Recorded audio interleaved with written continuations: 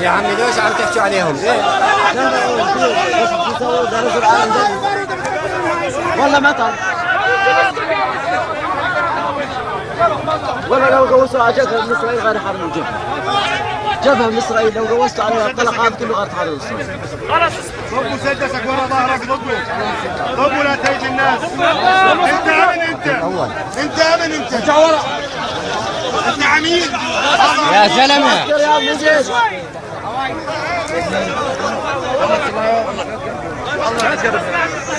إذا من رقيب بكون هيك شوية يعني يا اخي انا مش عم بيعرف عم بيعرف المسدس باسرائيل.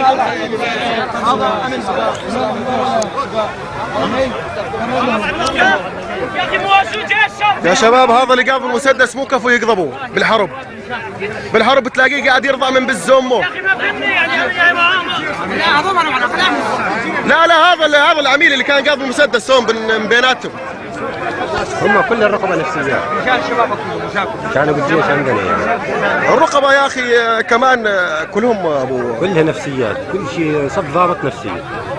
كلهم وينك هذول كلهم وينك عبد مأمور بالصرماية هذا كله. الله وكيلك ما واحد يرجع مترين لورا وينك. والله كله هذا وينك هذا كله موجود هنا بالصرماية موجود.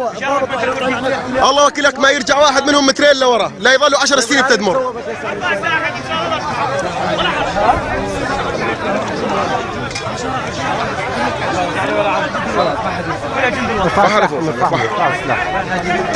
انت بدك تقوسني قول لي دقوسك لا تجيني غدر بس. خلي باروتك مش مثل الشباب لا مبين عليك صار لك كم يوم بالجيش يعني. بس يقول لكم اطلقوا النار بلشوا.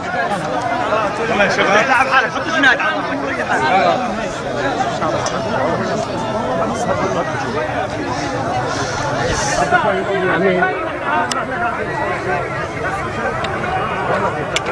احنا مبسوطين بمشان والله مبسوطين بخدمتكم وكم هيئات الله العظيم من الذل.